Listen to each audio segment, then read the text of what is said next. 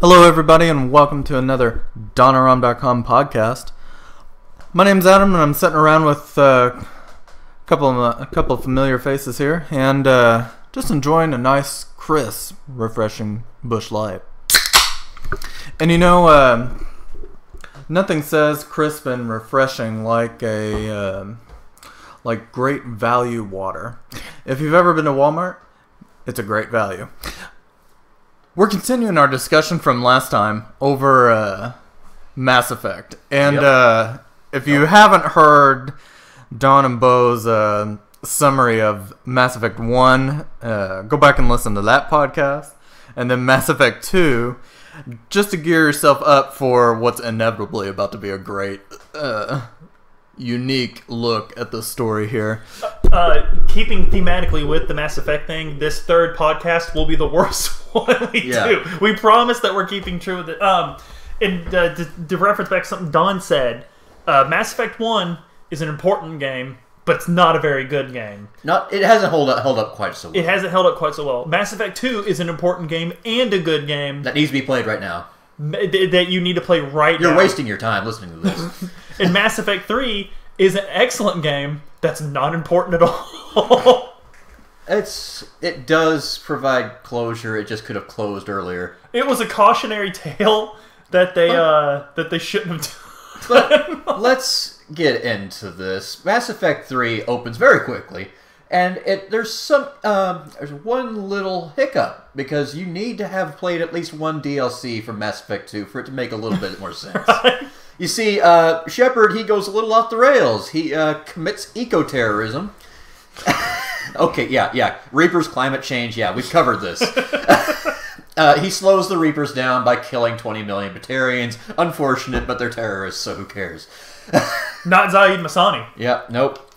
Anyway, he's under... apparently he faced repercussions from this.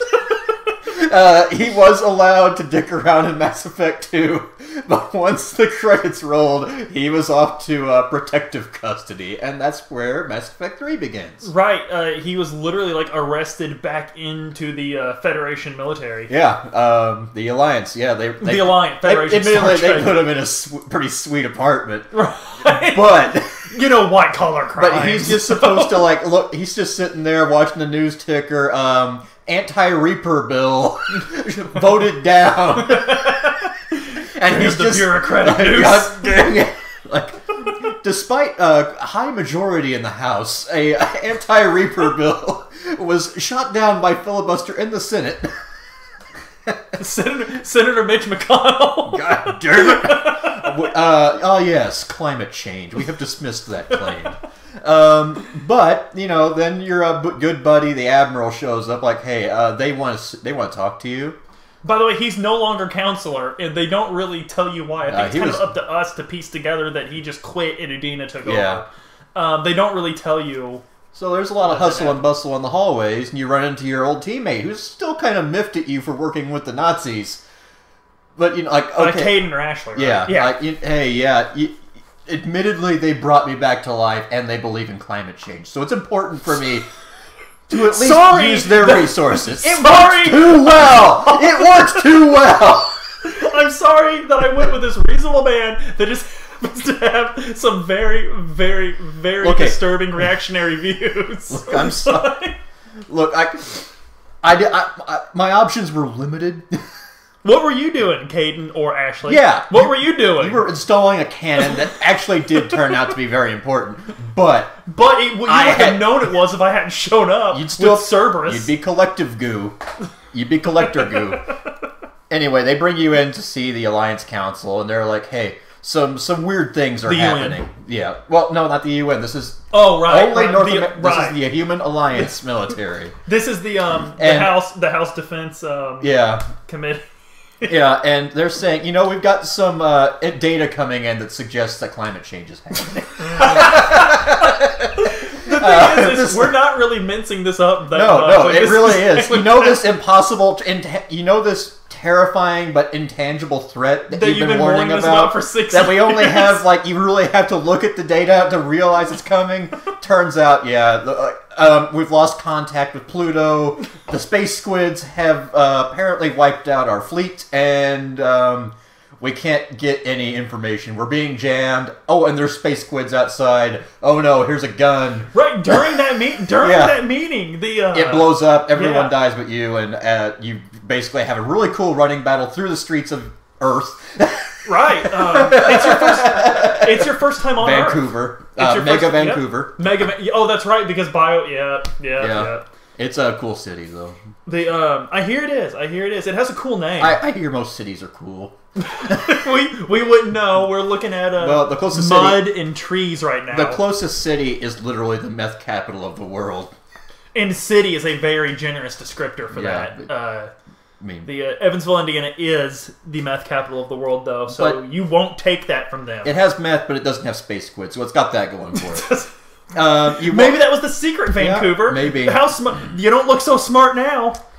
So you're running down, you get attacked by husks, and you're like, oh yeah, these things again. But now they're a lot more like the oh god, what are they called? From Power Rangers. Putties. Yeah. Yep, you just punch them in the right spot. You just punch them, and they go flying. It's funny. Unfortunately, everyone's dying around you, so you can't laugh. Although it's a rather morbid game. You are introduced in this part to just how great the gameplay is. It is a very fun game, and it's not like amazing. It's not like an annoying tutorial where it like stops when you come up to a husk. Like it just will flash at the bottom of the screen. It's like, hey man, why don't you do this cool thing that we added to kill it? You can just shoot it like you did in the past games, but you can do this too. Yeah. So you manage to fight your way to an escape shuttle. Admiral says, I'm going to stay here and lead what's left of the resistance, seeing as most of the military leadership died in front of us when the table exploded. And then you go off, find the Normandy, then you go to Mars. And the Normandy is not as good as the Mass Effect 2 Normandy. It's the same ship. But the weapons room has changed. Oh yeah, they took out all the Nazi shit, which I understand. Yeah, they took out all the Cerberus stuff. It's the Cerberus personnel. The Nazi cook, he's gone. Yep. But the engineers are okay because they were ex-Alliance and they revoked their affiliation. By the way, I am glad the Nazis are gone. That's not what I mean. The design of the ship is worse, in my opinion, but I am glad. Contrary to popular belief, Nazi engineering was a mess. That is a topic for another. That's another topic altogether. Right. But it's like a lot of people like to think, like, oh, Germans engineering. That's not true at all. But whatever. Germans may be, but the Nazis definitely not. Yeah, and really, this was the elusive man bringing in a bunch of idealistic people who didn't know what they were getting into. But we'll get to that because that's where we run into Cerberus. They've taken over Mars and killed everyone for no reason, seemingly. You'd think, okay, this is the part where Cerberus shows everyone that they are willing to cooperate, at least on this. No, they're working with the Reapers. Yep, that's where you find out. And oddly, there were no real hints in the last game. Yeah, like except at the end when the elusive man's like, hey man, maybe don't blow that up. But that's a stretch even, because his reasoning was very solid. Yeah, his reason was we need to learn more about them to stop them. And then he's suddenly in Saren territory. Now there's no stopping him. No, he's flat out Gollum. He's worse than Saren. He's Saruman. He's Saruman. He wants the ring of power for himself, but he's out of his league, and he doesn't know it. But yeah, you meet the elusive man's hologram, and he's still as charismatic and cigar chewing. Still Martin Sheen. He's still stealing the scene. Yep. And then he sicks his sex bot at you. The one that Joker falls in love with, right? Yeah, he gets the sloppy seconds. Oh of no, machine. they put the AI. Yeah, from ME2. Edie from Yeah, I really miss her as just like an eyeball with snark. Why'd they have to do that? Like this really is your first hint. Like you're on this high roller coaster. You're like, man, this game's gonna be awesome. And you see this, and you're like, whoa! Stumbled out of the gate there, but we're off. We're back. We're recovered. We're still on. We can go the full 8 seconds. Okay, look, there is. We got go around the galaxy. Oh, there's Reapers everywhere, so we can't stick around and lollygag anymore. There's no we can't just tune in to the Uncharted Worlds theme, as cool as that is. Oh my god. You gotta run from the Reapers when they're out, and they're out. So you go to Tuchanka, And Morton Solus is there. He's had a change of heart. He's realized that maybe the reasoning that the people he would have screwed with exercised excruciating control over, built walls to contain. Maybe that's a little bit messed up. Right, I love how this game, like, everyone, like, it's really hardline when you talk to all non-Krogans in the earlier games. They're like, no, we had to do this. They're a force of nature. They're not people. Yeah. And then, in Mass Effect 3, everyone's like, wow, so climate change has really changed my mind about things. Except for the Solarians, who are still... No, you don't understand. They like living in rubble. They, if they didn't want to live in rubble, why do they do it? They would build things. Like everyone who's ever allowed to talk about foreign policy in this world. Yeah. Anyway, you tell the Solarians to buzz off. I mean, you can. That's a choice, but it's not a choice. You're siding with not Wrex because you kept him alive like a decent person. Right. I do hate that the renegade options in this is to totally screw over the Krogan. Like, and Wrex doesn't fall for it. If he will find out and he will try to kill you. Yeah, and I really hate that that's all the renegade option. Like, I hate that Renegade's back to being the bad guy in 3. It was so artful in 2, don't know why they couldn't have stuck to it. But anyway, if you're Paragon, you could be like, hey, Wrex, like, I'm your bro, like, I'm here to help. Climate change is happening, but you know what, you're my friend. We're gonna build carbon capture facilities, and we're gonna deal with this. We're gonna reforest Tuchanka. And that actually is kind of a plot point, because it turns out the Krogans did have a civilization before they destroyed it. But, you know, that's a fault on their part, but hell, we all have faults. We're all going to do it. Yeah. we're going to do it too here. So you rescue the female. She and she comes in, leads everyone in a rousing speech, and all the Krogan get together. And you just charge straight at the tower, where you're gonna cure the genophage through some science magic. Through a very forced line of storytelling when Morden has to. Yeah. Yeah. But to do that, you need to attack a Reaper head on, literally on foot, and it's amazing because you attempt a trimmer, a graboid, a giant graboid. And Burt Gummer's nowhere to help you. Yeah, Kevin Bacon's just off screen saying, damn! By the way, have you seen the trailer? Yeah. With Kevin Bacon back? Oh, yeah. I'm pumped. Yeah, pumped. And not as pumped as I was when I took down a trimmer. Right. Or, not when I used a trimmer to take down a Reaper. That was like one of the high points of that game. It's the first time since leaving Earth that you really feel like, we actually did something here. Right. And you go to Palaven to pick up to recruit leadership for the Turians. And, but remember what Morton Souls did on Tuchanka. He sacrificed himself to cure the genophage. Yeah, so it was really had to be him. It was really ham-fisted. Anyone else could have gotten it wrong. Like it was really ham-fisted that they made it to where someone had to die to do it, and had to be Morden. But it was a cool ending, and he kind of sadly sings the song as he's going through. Yeah, or does he hum it? I can't. He remember. hums it. Yeah, it's It's under his breath. He might sing it too. Yeah, but it's a good end to the character because they only have like 30 years to live. They've implied that he's already past the point. Right, so he's already on his borrowed retirement. time. His retirement would have been very limited. Yeah, and he wouldn't have been fulfilled. But yeah, picking up Garrus, Palaven is a very tone-setting mission for the game. It's also the first one, really. Oh yeah, absolutely. Like after leaving Mars, because and this is probably a good 3 hours into the game. It's actually, the Turian. If you're hurrying. Turian's biggest military by treaty, the strongest like any species can field, and it's getting torn to pieces. They're barely holding on, which is more than the humans can say, but still. Barely holding on. Isn't this the first time we see a woman Turian? Did we see a woman Turian through this? We do at some point. I think it's in the DLC, actually. It's the first time we do. Like, it was a big deal. What are you talking about? Saren was a female Turian. How could you not tell the difference? That's why he shot Nihil. That's why she shot Nihilus. It had nothing to do with... Strong women in gaming. Women can be villains, too. Absolutely. Okay. All right, we're off topic. Oh, shit. Where'd we go? You pick up Garrus, and he's like, this war is fucked, man. We're losing. Climate change is just kicking our ass. You can't shoot. If we had just implemented efficiency standards 30 years earlier, maybe our kids would have had a chance. But no, that's not true. If we build this carbon capture machine or in Earth orbit, maybe. It's a little unfulfilling that there is a MacGuffin we're trying to build to kill them all in one fell swoop. Right. I think it would have been better if we had just gone with, look, you've delayed them twice. They had 2 get back to the galaxy quick schemes, but now the Reapers have been forced to hoof it from dark space. And they're mad. They're mad about doing it. They've had to hoof it twice as far because the closest mass relay was destroyed by you. It would be like if we sent climate change to Mars twice, and it had to go from Mars. Yeah, by the time it got back, we'd be using electric vehicles. There'd be more trees. We'd have no problem. It'd be so mad. It'd be so bad. We'd have no way to deal with it because we wouldn't expect it. So if we just hold a victory parade the minute it showed up.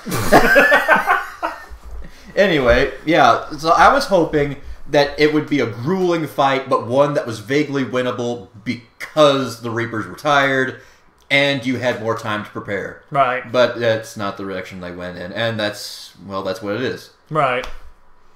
And then you also have the Quarians and the Geth, their contrived conflict.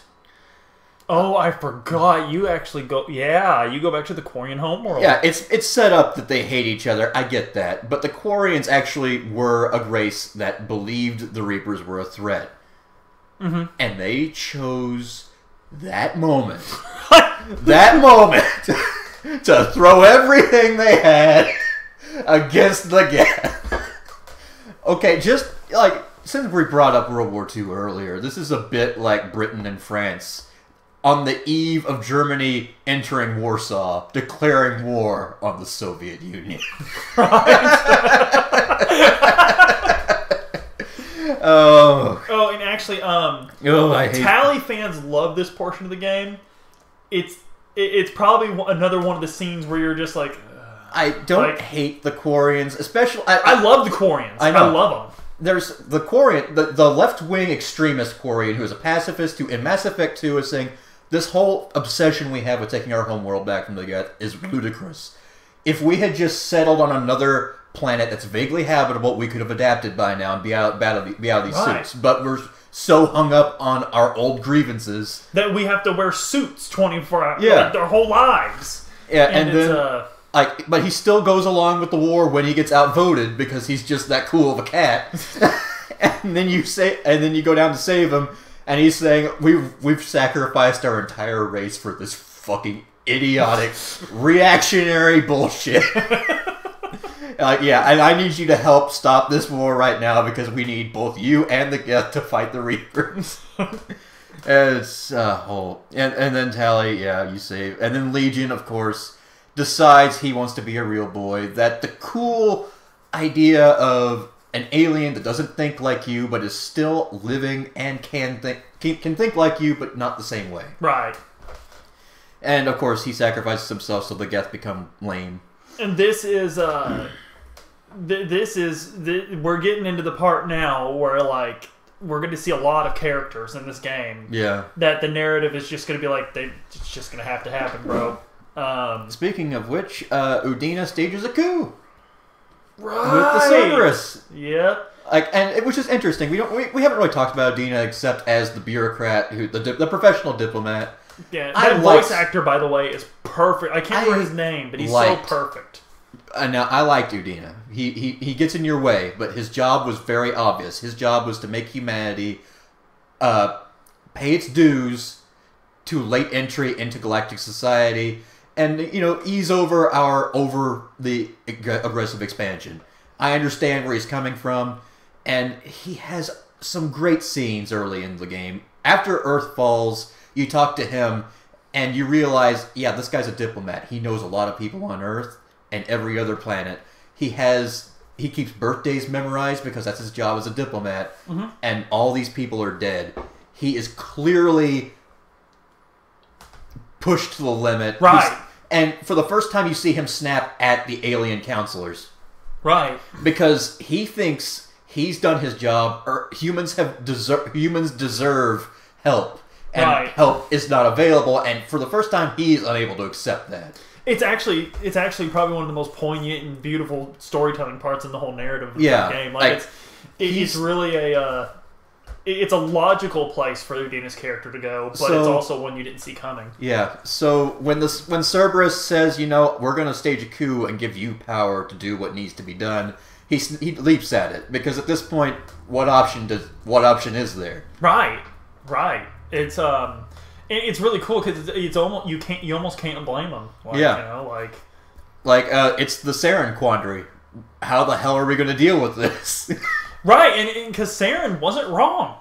He wasn't. He just gave up. He was doing the best thing that he saw. He gave up and eliminated all his options, but it was understandable. How in Infinity War Thanos gets the Infinity Gauntlet, and he's like, "Hey, I can finally do my plan. I'm going to kill half the people in the universe." And I remember the week the movie came out, everyone was like, "Why doesn't he just make more stuff?" Yeah. See, they don't have an Infinity Gauntlet. They're dealing with climate change. And a very, very realistic, divided government with half the people committed to not believing in the threat.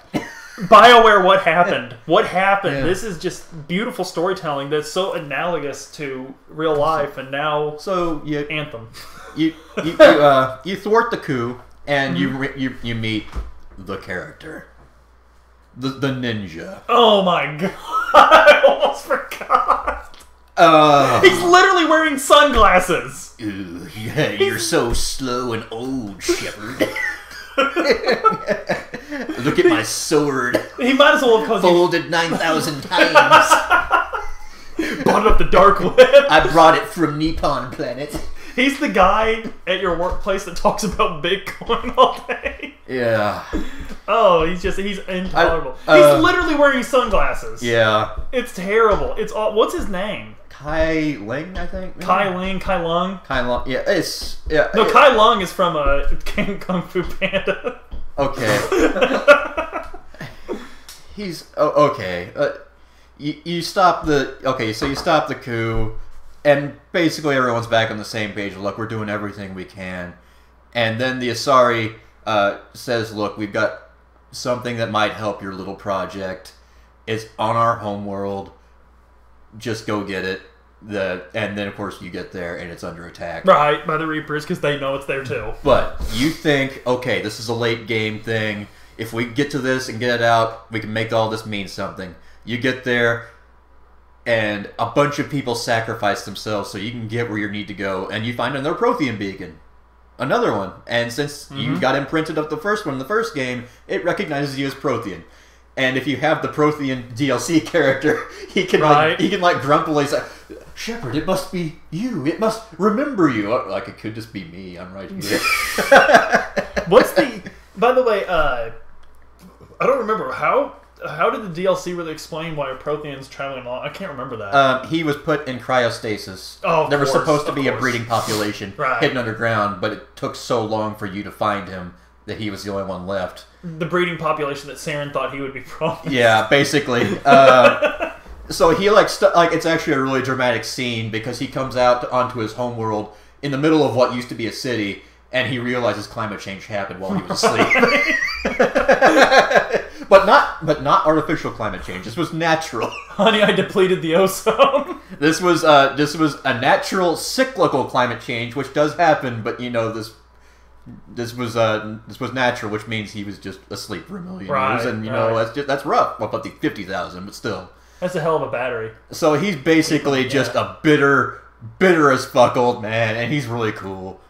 But I do like him. Yeah, I remember that now. Yeah, and then you're there, and if you bring Liara along, she's like, "This can't be true. What can't be true? You have a Prothean beacon that's worked. You've had it the whole time. This explains literally everything about you being slightly more advanced than everyone at all stages of a galactic history. No, we're just better. We don't have systemic advantages. What are you talking about?" Yeah, we don't have Liara being faced with her privilege. Yeah, check your privilege, Liara. We had to go to Mars to find something. This was literally in your backyard. And then the Prothean chimes in, "Oh, also, we were literally walking among you and teaching you shit. We gave you special powers. We just showed down and abducted a few cavemen for the humans. We didn't do much for them." And anyway, Kyling, or what, the ninja, shows up. And eventually... He works for Cerberus, by the way. Yeah. And he, you fight him, you kick his ass, and he calls it an airstrike on you. Another victory for Kyling. It's a really annoying boss battle, too. Yeah. It's not fun at all. So you escape, and everyone's on the radio chatter is all, did Shepard make it? Did he win? Is he going to save us because we're dying? Right. And then, you get really depressed, and then you find the Cerberus base. And, wait, before we get into that, we need to talk about the DLC. The Citadel DLC. Oh, the Citadel. It's Mass Effect 2. Yes, it is so 3 good. hours of Mass Effect 2. It's so good. It's a huge tone shift, but it makes sense because you need to bring the Normandy back to be repaired. Mm-hmm. You're going into the final game. You need rearm, refit, and you need some R&R. You've lost... This war is worn on you. So, Joker invites you out for some sushi. Only he didn't. What? I thought you invited me. What? Then terrorists attack and Die Hard happens. then all of your wacky friends from across the entire series start showing up to help until you find out that Cerberus made a clone of you just in case you didn't work out. And he's angry. God, it's so good. You have an evil racist clone. Cerberus is too liberal for me. They worked with aliens. I only have this cool chick and my mercenary army, and I'm gonna save the galaxy. And my good buddy Kyling. Actually, no, Kyling is too liberal because he works for the Elusive Man, who worked with Lord and Solus, which makes him a cuck. You know that. It's literally the 4chan version of Shepard. It really fucking is. So he has one moment of victory where he locks you in a container, and you have that moment where you can renegade you can keep renegade pointing at him I'm gonna kill you. And then you point to the girl who betrayed you, I'm gonna kill you too. Then I'm gonna cut off your head. Then I'm gonna take your head and put it next to your head. And then jettison them out the airlock. And it just goes on awkwardly for so long. So weird. And then after you're locked away and it looks like you're actually doomed, the robot shows up. Oh, by the way, the robot's coming to save us. No one steals my ship. Not even me. So you hijack your own ship, take it back from him, and a pretty cool boss fight. And then there's that Mummy 2 moment where you're both clinging above a precipice. And you're like, oh, and you're like, and you're both trying, and you can't get back up. But your friends, they come and help you. And then your clone is like, what gives you the right? What makes you better than me? And he reaches out for the traitor that he's been working with, and she just fucks off and leaves him. And your friends come and help you, and then you try to help him, and then he just kills himself out of depression because he's all alone. He's an incel. Worse than an incel. He realized that he is the god. Yes. Truly. I can't even say that word. It's too ridiculous. It's so stupid. I can't believe that people use it unironically. I call Mass Effect, the Mass Effect series, a nice time capsule. And it is because it came out right before Gamergate happened. And people started caring about politics in video games. And look at all the politics in this goddamn video game. I know! It's... Nobody cared about it back then. Well, they did, but they were simmering with quiet. Anyway, all the cool stuff wraps up. Everyone feels nice, and then you go back to the apartment that you're renting from your admiral boss, and you trash it with a nice party. And then there's a whimsical moment of goodbye. I'll see you when this is all over. Then you start the final mission. You go to the Cerberus HQ, get what you need from the Prothean AI. You have your final confrontation with Kai Ling. Kick his ass. Thank God. I do also appreciate the video feed of Kai Ling getting his upgrades and Elusive Man waxing philosophic about his time with Shepard. Kai Ling, you really do remind me of Shepard. Oh, did you know in the last game we I had a tenuous alliance. He distrusted me because some of my subordinates were a little racist. He didn't understand that he and I were not so different. We're just very different. We're not so different. We're just we had a shared goal, kind of. And then you realize also that he is implanting himself with Reaper machinery because he thinks he can control the Reapers. Yep. Which... Oh, that's right. He wasn't like traditionally indoctrinated. Like he kind of did it. He did it himself. Yeah. Like this is the Saruman. Yeah. He thinks he can use the One Ring of Power. What does the eye command? Yeah. And you have your final confrontation with the Elusive Man in hologram form. Like, oh, I've told the Reapers about your little project, and they've kidnapped the Citadel, and they've moved it to Earth, and they're gonna just like sit on it because they're turtling up. Because the Citadel is a Mass Effect relay. Yeah, Mass Effect relay. You're gonna plug your weapon that's the product of millions of years of different civilizations trying things and seeing what works and what doesn't. It seems to be working now, but you need to plug it into the Citadel, and unfortunately now the Reapers control both, so you need to retake it. The only way you can do that is getting every species for the ultimate multicultural hugfest. One big space battle in Earth orbit, which is, in all reality, would destroy the Earth with all the missed shots from the dreadnoughts. Oh yeah, but let's just forget that. It's Independence Day. This is the Independence Day moment. Yeah, suspension of disbelief is in full effect. Absolutely, this is all about feels. Absolutely, it's a good moment, and all the stuff that kind of made you go through the whole game. In this moment right here, the moment we're describing, it comes together, and you're really pumped. This is the Riders of Rohan showing up, and which is what actually happened. Yeah, at Helm's Deep, by the way. Yeah, the Krogan showed up. Feel the blood rage. But yeah, no, it was actually the Riders of Rohan who showed up with Gandalf. Yeah, they teleported in through the master relay, and the battle happens, and you're kind of holding your own, but at the same time, you can't replenish losses. Neither can they. They don't need to. Right. Yeah, it's a war of attrition. It's not really going your way. You try to teleport people into the Citadel so you can activate the weapon. Only you and your boss make it. And you have your final confrontation with the Elusive Man. It turns out his research actually did bear fruit. He can control you. He can control just about anyone. He thinks he can control the Reapers, and it works because he makes you shoot your boss, and then he tries to make you shoot yourself, or he tries to shoot you rather. I can't. And he's trying to sell you on his plan being perfect, and it works right up until the moment you say, look, if that's your plan, if your plan is to control the Reapers and use them to protect humanity for good and all, why aren't you doing it right now? Why did you wait until I showed up dramatic? Well, I'm going to do it as soon as... I can quit anytime I want to, Shepard. It's not a problem, Shepard. I am in control. I wanted to do this. You're being indoctrinated. No. I can see why you think that. Like, no, dude, I've been through this before. My good buddy, my bosom chum, Saren, he went through this too.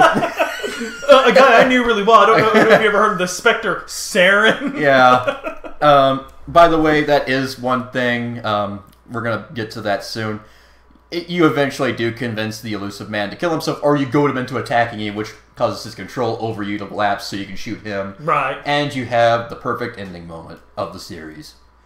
You activate the Doomsday weapon. Yep. You sit down next to your boss, and he's that's quite a view. It's been so long since I just sat down.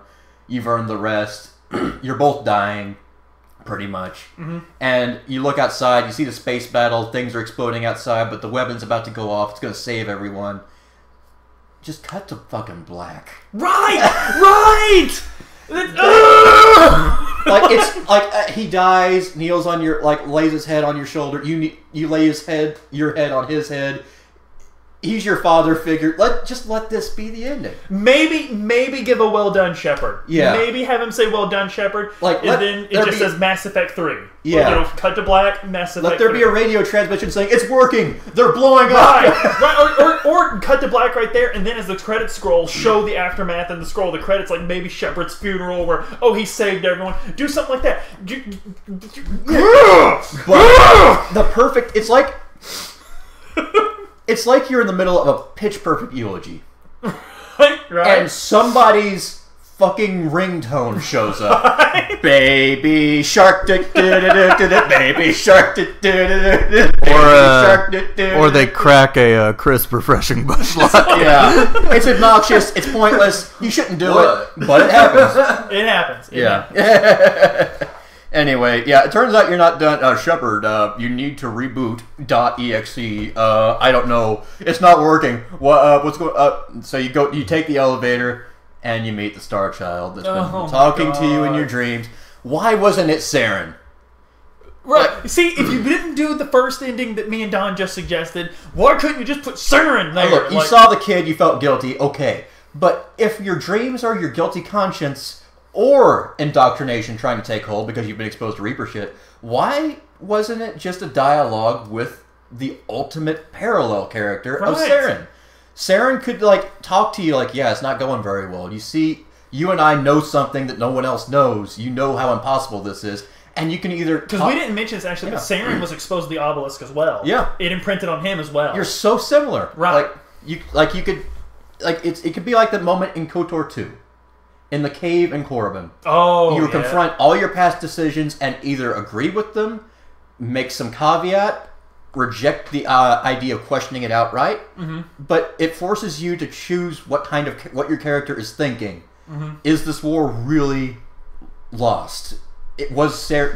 Do you understand Saren? Do you reject his choice? Do you understand his choice? Or are you starting to give in to indoctrination yourself? But no, there's no confrontation. It's just some punk kid. Right. There's nothing it's. And even that doesn't really make sense without the DLC when you find out that the Reapers were actually created. And they look like squids because they were made by squids.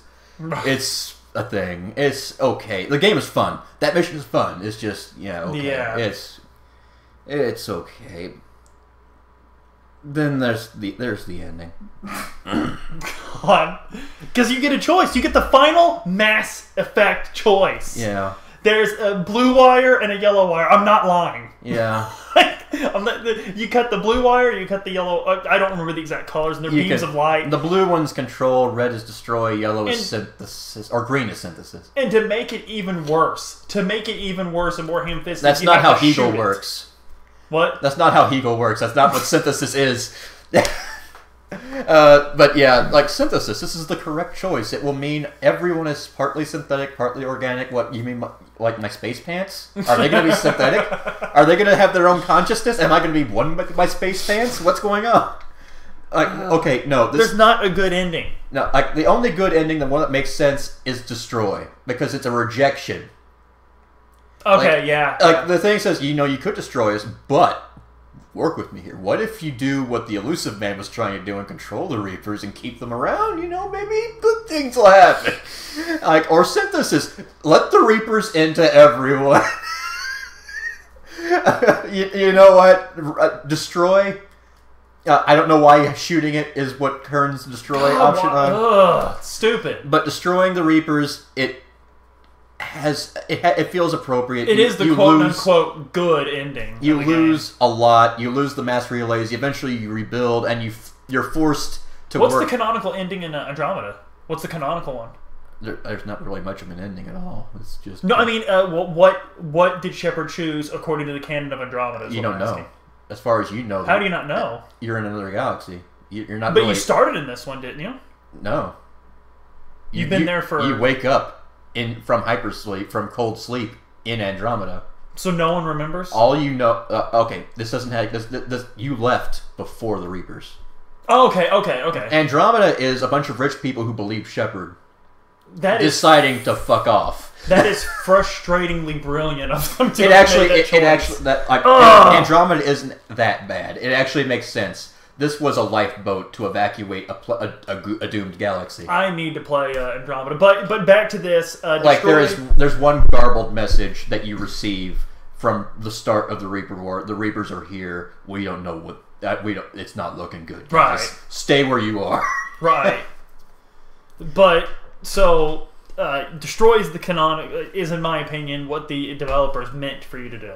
I think the developers wanted you to do synthesis, and I think the developers might have been a little bit too trusting. Like, doesn't Edie narrate the synthesis ending? Yeah. Like, I don't like that Edie has to die early death. I don't. I love those two characters. But the Reapers, I understand Reapers. Yeah, them being time capsules of dead races is cool. But everything you did for all 3 games was to stop the Reapers. You can't trust them. You can't really at this point in the story. You really shouldn't be trusting yourself. You've been inside a dead Reaper. Right. You've been messing around with their technology. You've fought one at close quarters. You're at the foot of Mount Doom, and you've been carrying the ring the whole time. If there's a voice in your head telling you, put it on, man. Right. Maybe you should not listen to that voice. And the thing is, Shepard didn't have a golem to push him into a choice. Yeah, Shepard did because So, I do find the ending satisfying if you discount everything that leads up to it, and when they do the little PowerPoint presentation that says, yeah, okay, after you destroyed them, this did destroy the mass relays, and yeah, it sucks, but we're finally getting around to building our own. And that actually is kind of encouraging, because in Mass Effect 2, Morton Solus makes a good point. The point of multiculturalism is that it's important to keep multiple perspectives. Different cultures, different perspectives, different technological groups. He points out, and another character in Mass Effect 2, the bartender, the Asari bartender with mysterious origins, who is totally not Liara's mom, even though she's later, or father. I'm sorry, she is Liara's father. She says, when I talked about building new mass relays ourselves, they laughed the blue off my ass, and that's like, why aren't we doing that? Because there's no need to. A path has been laid for us. Right. Why deviate from it? Right. And then there's... This ain't Robert Frost. Yeah, and then there's the abandoned station in the lore that the humans were using to create an FTL version of their own, and then, Mass Effect exists. We don't need to research that anymore. Morton Solus says that's bad because we're channeling everything into one technological field, and we're not innovating. You get all your chickens in one coop, so to speak. Yeah, it's like there's a really good book that I rather like. It's called Red Plenty. It is a fictional novel based off real people in the Soviet Union trying to make a centralized economy work according to an AI or a computer program, basically. Perfect efficiency, no waste. You're not building toasters that are just going to end up in a junk pile. Only what's needed, only when it's needed. Right. And it kind of works at first, but then it starts to break down because you wind up with a bunch of bureaucratic inefficiencies and people with power plays and people being too conservative with, I don't really want to take the risk of offending someone further down the supply chain here. Right. And you get to the people who still try to make it work and point out different difficulties. One of them is an old computer programmer who gets called into a meeting. Look, we've got something from our spies. It's a computer program from the Americans. It's more advanced than ours. Okay, that's fine, but ours still work. We don't have access to everything the Americans have. We can't just rely on spies to give us everything for every computer we build. Right. We have an infrastructure to support this. It's still growing. It's different than theirs, but it's still ours. It works. Let's just keep innovating with what we have. No, we're going to go with this.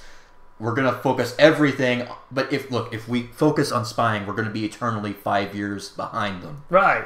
And that's kind of like that is the story of Mass Effect. That is the Reapers story, laid out a technological growth path for civilization. The only reason it didn't work is we had more time with it than most. And another thing is the Reapers, that path was a path to destruction. It's the path they wanted you to follow because it's the path that made it easier for them to come through and reap. Yeah. Now, did we ever were we ever told emphatically why? By the way, Shepard dies in Destroy. By the way, he takes a breath if you do everything. No, they patched that in. Oh. Initially, he didn't. Remember? Initially, he was just dead, and people were pissed. because they all wanted to do destroy. Everyone wanted to destroy because you just spent 6 years Yeah. of your life trying to destroy the Reapers. And so he does drop it. I do take that back. He does draw that breath. But do we ever find out, beyond the shadow of a doubt, the Reapers, like, why? In the DLC, they were told to preserve life. And Their idea of doing that is to Thanos them. Well, not Thanos them. No, reset civilization. Like, period. hey, look at your civilization. We're going to turn it into a museum ship that also is a doomsday weapon. It's kind of like, do you remember that episode of the original series of Star Trek where the two civilizations, those two planets have been at war for so long, and they're like, wait a minute, we're destroying our culture, we're destroying our people. Let's just play a giant math game.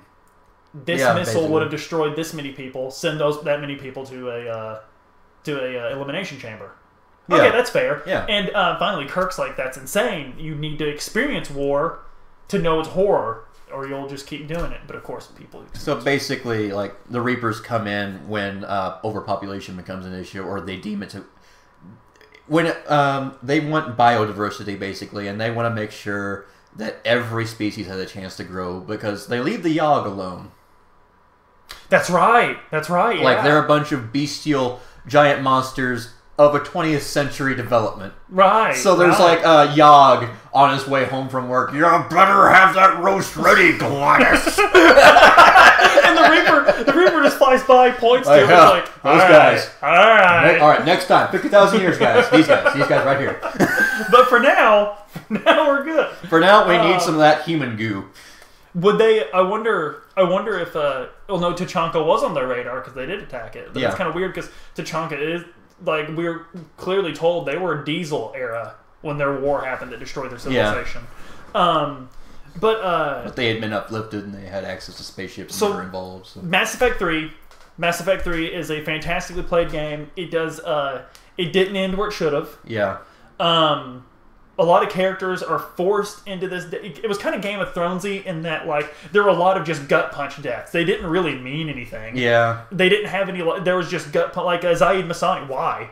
He's not even in your party. Why kill him? He doesn't die. Oh, I thought he died. Just mortally wounded? At the end of the game, the PowerPoint presentation specifically shows him on a beach. Oh, well, never mind. I redacted. This is the Mueller report. But no, there is a lot of that, though. There is a lot of characters where it was just a gut punch. Like, hey, they're not going to make it. Screw you. There's a lot of cool callbacks to the first one in it. Oh, yeah. Like, all those licenses you went out of your way to buy. Right. There's that extended quest line, like, oh, man, I could develop some really cool program for you that would help target Reaper weaknesses or something. Oh, it's copyrighted. Oh, don't worry, I got that copyright. What? Why do you have that copyright? Why do you just have that in your... Okay, this also has a license. Oh, it's copyrighted by this company.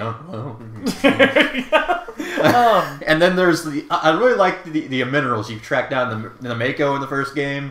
If you have enough of those minerals surveyed for the Alliance military, they have enough resources to restock the Fifth Fleet, which was destroyed in the first game, pretty much. Oh, and initially, they changed this, but initially you could not do the destroy ending without playing multiplayer. And which was bullshit. Which was terrible. If you don't have internet like I do. They patched it. Yeah. It's good. You could get plenty of war resources without accessing multiplayer, which you need to now because ain't nobody playing that multiplayer now. But that was horrible. Now, multiplayer wasn't terrible on it. It wasn't terrible, but it was stupid that you had to do it. But no, that's Mass Effect 3. And if you don't take anything else from this, I'm glad that we kind of jumped all over the place because you didn't get a full picture of Mass Effect, and that's good. Go play it. Go play it. This is a podcast of theming.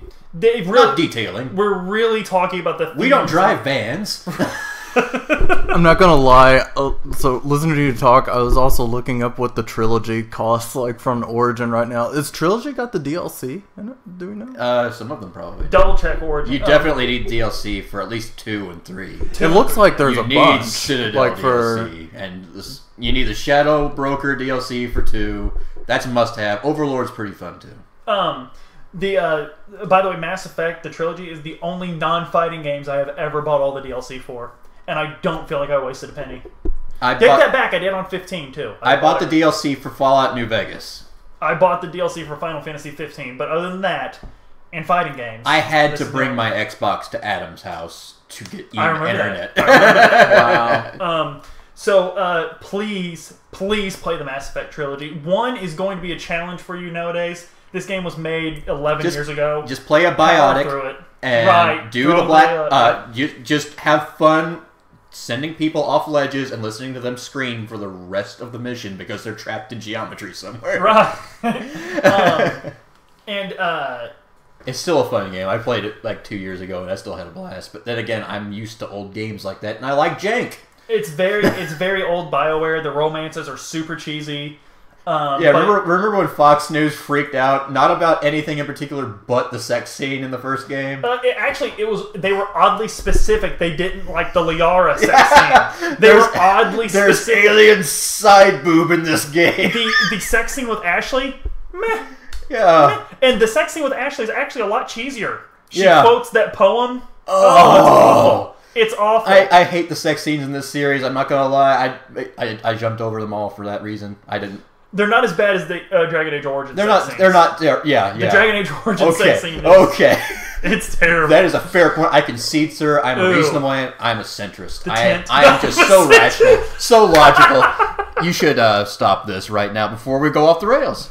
We are coming to the conclusion of it. I know I'm definitely going to try the Mass Effect trilogy. I am such a good salesman. Yes, actually, you are. I'm going to be playing it whenever you come back next, and I cannot wait to hear Andromeda just on the next podcast. I think you guys wrapped it up in there pretty well. So, follow us on YouTube. You'll see this podcast come out, of course, on iTunes or Android, Google Podcasts. Support the show if you like hearing us ramble on about random games and whatnot that we enjoy, especially ones like this for sure. And thanks for listening.